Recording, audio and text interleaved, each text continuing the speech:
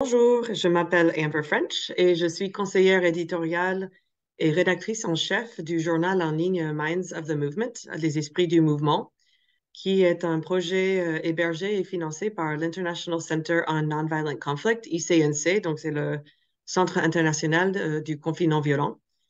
Et aujourd'hui, je vais vous parler du livre Pouvoir de la non-violence par Erica Chenoweth et Maria Stephan.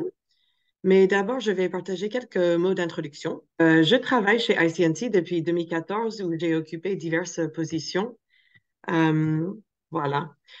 Toujours en lien avec la production de connaissances sur la pratique et l'étude de la résistance non violente. C'est un terme auquel j'apporterai quelques précisions tout à l'heure. Notamment, j'ai travaillé en lien proche avec Jacques Sommelin pour la publication de la traduction de son œuvre La liberté au bout des ondes. Voilà. On a publié en anglais. Et Ramesh Sharma, coordinateur national de Ekta Parishad, qui a organisé Jagat, la marche internationale pour la paix. Euh, il figure parmi mes auteurs. Donc, juste pour faire le lien avec le travail du MAN, Lyon et la communauté de la non-violence en France. Donc, plusieurs d'entre vous, vous connaissez déjà peut-être ICNC, mais j'aimerais partager quelques mots brefs à son sujet puisque cette organisation est en évolution depuis quelques années. Donc, il est pertinent de vous parler de ICNC parce que notamment, nous avons soutenu l'étude de Erica Chenoweth et Maria Stephan. C'est le sujet donc de mon intervention aujourd'hui. Voici notre site pour vous donner juste quelques images. Et à droite, c'est le site Minds of the Movement. Donc, c'est un journal en ligne que je gère. Voilà. C'est un blog, si vous voulez, multi-auteur. Et nous avons aussi des articles en français. Donc, alors, ICNC, c'est une ONG basée à Washington, D.C., aux États-Unis. On a été fondé en 2002. Et notre thématique unique, c'est la résistance non violente. On dit aussi l'action non violente, voilà, le conflit non violent. Ce sont des termes que vous connaissez tous sans doute déjà, mais qui, pour des raisons linguistiques et culturelles, ne veulent pas forcément dire la même chose en français qu'en anglais. Donc, la résistance non violente, pour nous, c'est une stratégie de conflit politique pour laquelle les moyens sont non violents. Euh, C'est-à-dire des boycotts, des grèves, l'occupation non violente, des manifestations, le théâtre de la rue, la construction d'institutions parallèles, toute forme de non-coopération en masse, en gros. Et donc, il s'agit d'actions collectives qui observent le plus possible la discipline non violente. Ce n'est donc pas tout à fait ce qu'on appelle en français la non-violence, qui, en tout cas, nous, on essaie de faire un peu la différence en disant que la non-violence, c'est par exemple, une philosophie de vie. C'est le refus de la violence. Donc, on essaie de distinguer parce que ce sont, même si les deux termes, c'est impossible de les, de les extraire, en tout cas, on préfère utiliser le terme la résistance non violente pour que, on parle de quelque chose dans le positif, d'une action. Et donc, un peu plus clair, en tout cas, dans notre approche. Donc, pendant la participation, pendant la présentation à Lyon, j'avais fait un sondage de gens qui ont déjà participé à une action collective et en fait, presque tout le monde s'est levé la main. Donc, c'était un sondage des gens qui étaient présents à Lyon. Et en parlant de la non-violence autour de vous, avez-vous déjà entendu les phrases «la violence est une nécessité» ou «la non-violence est bisounours» ou autre caractérisation? Et presque tout le monde s'est levé la main. Donc, ça, c'était juste pour un peu euh, voilà, de soulever les enjeux de notre sujet, parce que c'est évidemment assez, ça donne lieu à des débats politiques souvent, même si à la base, ça fait partie des sciences sociales. Donc voilà. Euh, je ne vais pas tarder trop. J'avais sauté un peu cette partie dans la présentation, mais voilà, c'est juste pour dire que on a donc la discipline non violente qu'on définit par l'engagement de s'abstenir d'actes violents lors d'une action collective. Et puis la non-violence, c'est une croyance morale ou éthique qui conduit des gens à participer à des mouvements anti-nucléaires, anti-guerre. Et donc, quand on parle de résistance non violente, on parle de gens qui s'engagent dans des mouvements pour des causes très variées, pour le climat, la justice climatique, pour les droits des femmes, les droits des populations LGBT, etc. Donc, c'est très divers. Et avec ICNC, on s'intéresse à toutes les causes différentes, pas juste le rejet de la violence. Donc, on va entrer dans le vif du sujet maintenant. Donc, le pouvoir de la non-violence par Erica Chenoweth et Maria Stephan. Ça a été publié à l'origine en anglais en 2011 par Columbia University Press sous le titre de Why Civil Resistance Works, The Strategic Logic of Nonviolent Conflict. Donc, si on veut traduire le titre de manière littérale, ce serait Pourquoi la résistance civile fonctionne, la logique stratégique du conflit non violent. Voilà. Okay. Voilà les auteurs. Erica Chenoweth à gauche, politologue américaine qui est maintenant professeure à Harvard University. Et en fait, elle a participé en 2006 à un séminaire, comme là où j'ai donné cette présentation, sur l'étude et la pratique du conflit non violent, et organisé par ICNC, en fait, en collaboration avec l'Université de Denver aux États-Unis, où Erica Chenoweth était étudiante en master. Et selon mes collègues qui étaient présents à ce séminaire en 2006, Erica, en fait, elle vocalisait haut et fort ses doutes sur l'efficacité de la résistance non violente lors du séminaire. Et à l'époque, en fait, il n'y avait pas de chiffres ou études quantitatives prouvant l'efficacité de la résistance non violente. Donc, à la base, Erika remettait en question, en fait, l'efficacité de ce mode de conflit politique, qui est tout à fait contre-intuitif, hein, on est d'accord. Même moi, j'ai rigolé à haute voix quand je suis tombée sur l'offre de job chez ICNC parce que j'ai lu conflit non violent et me suis tout de suite dit le conflit, c'est violent par définition. Hein, c'est un peu la réaction pour beaucoup de monde au tout début. Donc, à l'époque, la recherche d'Erika, ça portait sur des questions de violence politique, du genre le terrorisme et les études sécuritaires. Donc, c'était l'époque qui suivait les attentats du 11 septembre aux États-Unis. Et ça avait lieu juste quelques années avant. Maria Stephan, donc, qui est à droite sur ce slide, elle travaillait chez ICNC à l'époque. Et elle est maintenant devenue décideur politique et membre éminente de la société civile américaine. Mais au séminaire d'ICNC en 2006, quand elle a rencontré Erika, Maria a écouté les critiques d'Erika et lui a dit, comment pouvez-vous être si sûr de vous? Prouvez-le. Voilà. On suivit 2 ans de recherche grâce au soutien d'ICNC. Donc, gardant l'esprit pragmatique et non éthique, les auteurs ont constitué une base de données de 323 campagnes de résistance non violente et ou violente, euh, toujours non étatiques et asymétriques, qui ont eu lieu entre 1900 et 2006. Et ensuite, elles ont labellisé chaque campagne soit réussite, soit échec, soit réussite partielle. Le livre décrit amplement la méthodologie suivie, donc, mais intéressons-nous surtout aux résultats pour l'intérêt du timing. Donc, ce premier tableau montre déjà la fréquence des campagnes non violentes et violentes pendant la période étudiée. Donc, violente, c'est en noir et non violente, c'est en gris.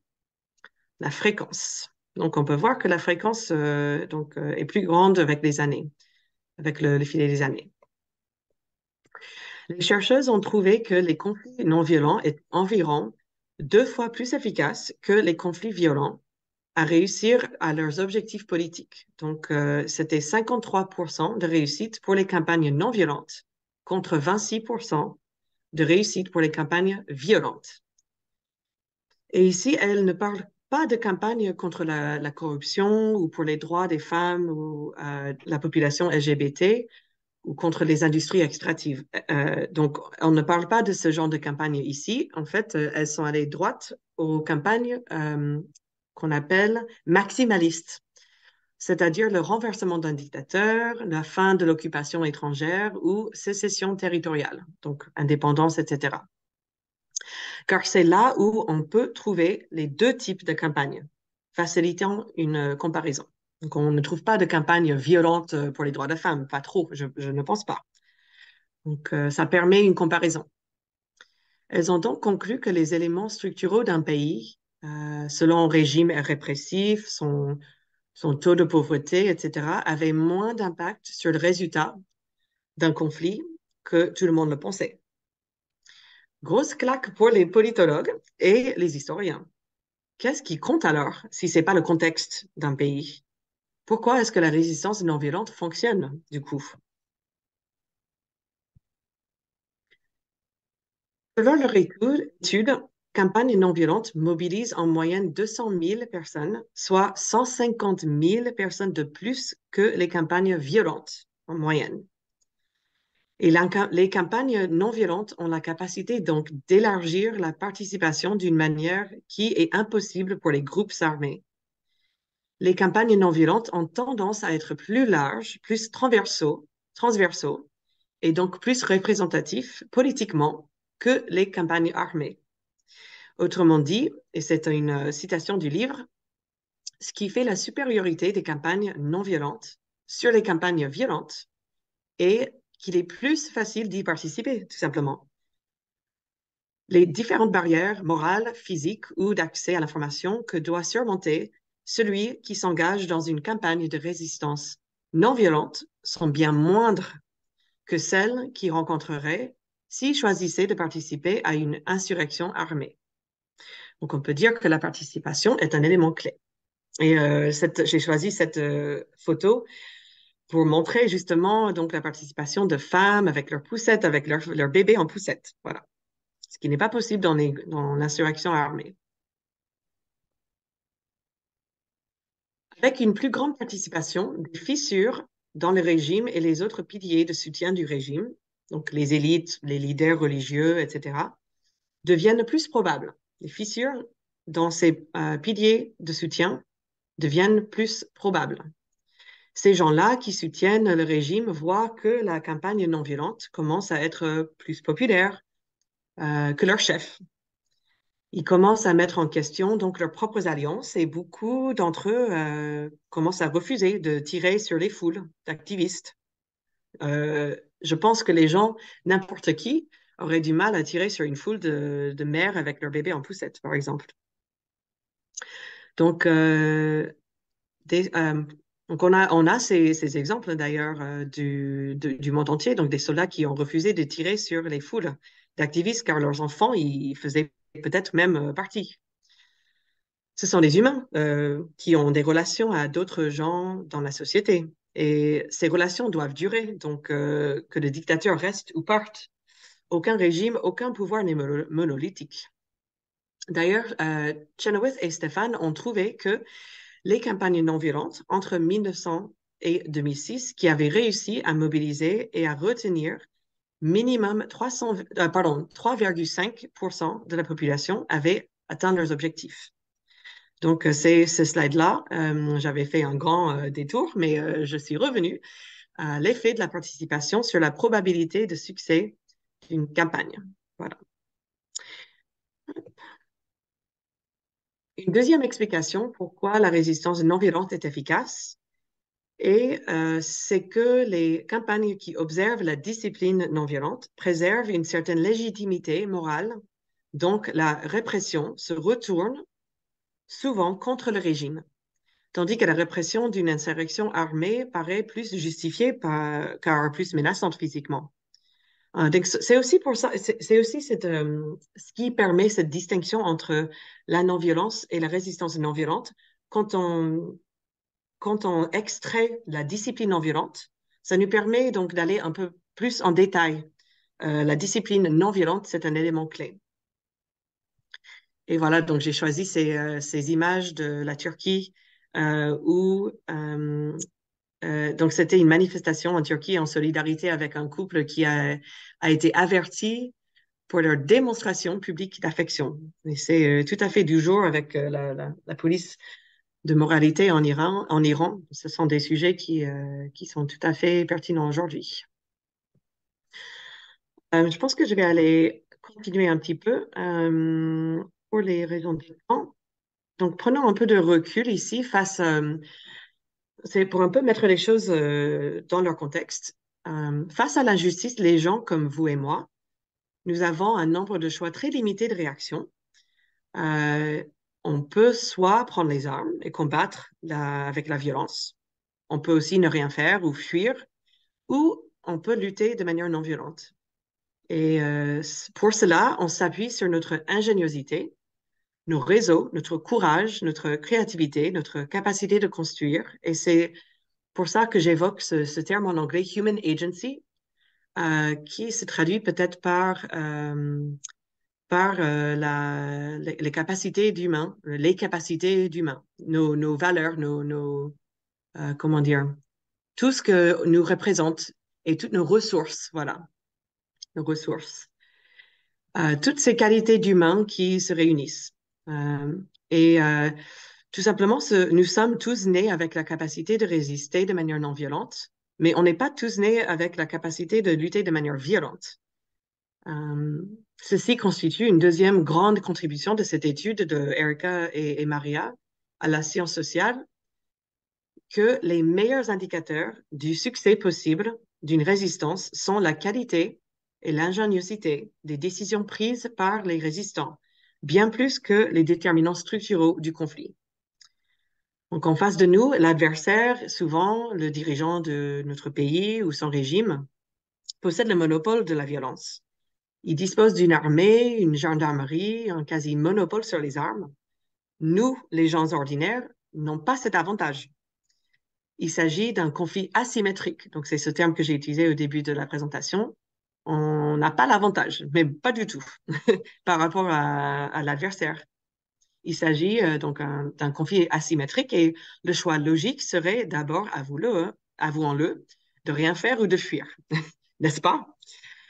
Si on a cette possibilité et l'inaction ou la fuite sont pas possibles, nous sont insupportables, quand l'injustice est si répandue, si insupportable, il faut bien y faire quelque chose, n'est-ce pas? Et pendant des siècles et siècles, la croyance commune était qu'il fallait lutter avec des armes si l'on souhaitait gagner des droits, si on souhaitait championner, donc être plus fort qu'un système oppressif, comme l'esclavage, etc. C'est en tout cas ce que les pouvoirs en place aimeraient qu'on croie, de toute façon. C'est eux qui bénéficient de cette croyance, ce n'est pas nous, puisque c'est eux qui possèdent l'avantage stratégique sur ce terrain de conflit-là. Mais si la réalité était autrement, donc c'est le grande contribution de l'étude de Erica Chenoweth et de Stéphane, c'est de se rendre compte que, en fait, cette croyance qui bénéficie les adversaires, ce n'est pas vrai. Donc, alors, je pense qu'on va aller un peu plus loin. Donc, ça, c'est une photo de Nigeria, EndSARS. Donc, c'était une campagne non violente contre la brutalité policière. Voilà. Donc, pour juste vous donner quelques images de résistance non violente. Euh, alors, je pense qu'on en est là, malgré cette évolution normative auquel contribuait cette étude, donc que la violence c'est peut-être pas le futur, on l'espère en tout cas. Euh, on a des conclusions depuis l'étude de Chenoweth et Stéphane, d'une étude justement donc faite par Chenoweth de nouveau, qui ont présenté une réalité un peu différente.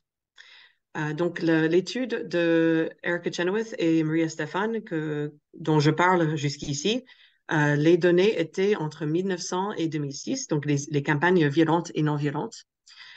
Erica Chenoweth, de manière donc plus récemment, elle a fait une étude donc en prenant comme base des campagnes entre 2010 et 2020.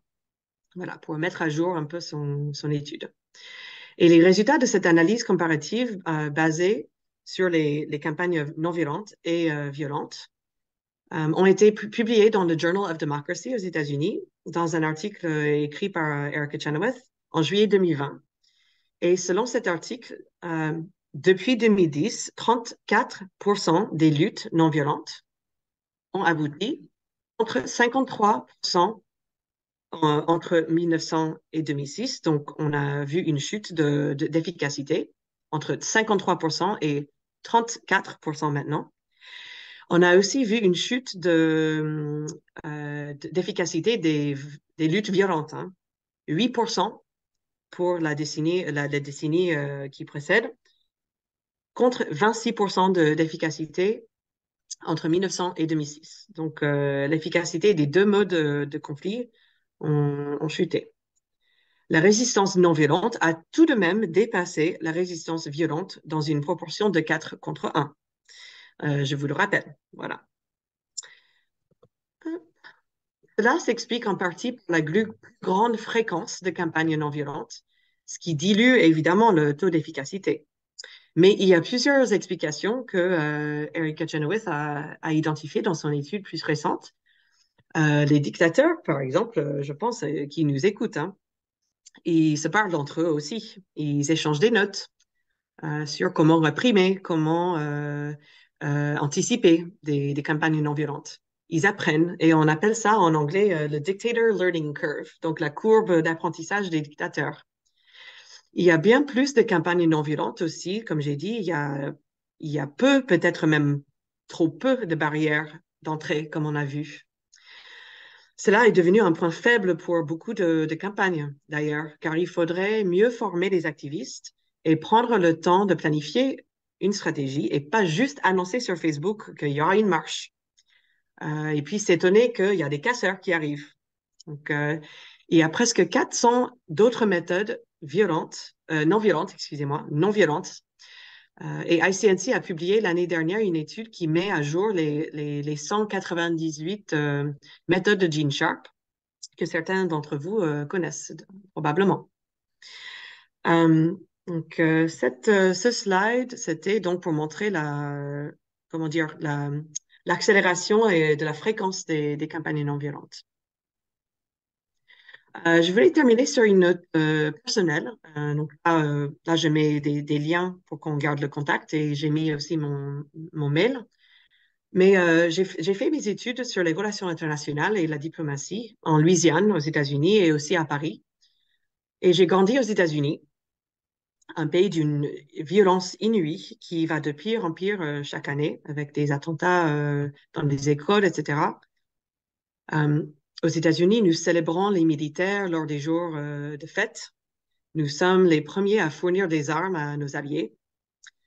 La violence n'est donc pas un vestige du passé pour les Américains, pour mes concitoyens. Ce l'est beaucoup plus en France, où on enseigne l'histoire de la Révolution française, mais les armes ne circulent pas aussi librement de main en main que parmi les citoyens aux États-Unis. Donc, on a le droit d'avoir des armes aux États-Unis. On a le droit d'aller dans certains endroits avec des armes dans la poche, par exemple. Ce n'est pas le cas en France. Je ne crois pas.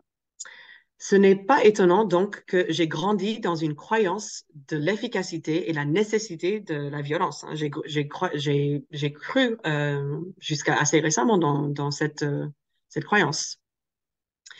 Comme la non-violence et le pacifisme, c'est une croyance que nous sommes conditionnés à avoir de toute façon. Ce que nous pouvons tirer du livre Pouvoir de la non-violence, c'est ceci. Pour les gens oppressés qui cherchent le changement, il y a des alternatives réalistes. C'est la résistance non violente, riche de plus de 400 méthodes différentes. Ça construit, ça crée des institutions alternatives, ça crée des constructions, des institutions à la base de laquelle nous pouvons continuer à construire après la fin d'un conflit. Tandis que nous l'avons vu, hein, nous le voyons encore en Ukraine, au Yémen et dans bien d'autres pays encore, la violence n'a qu'une seule issue, la destruction. Merci beaucoup.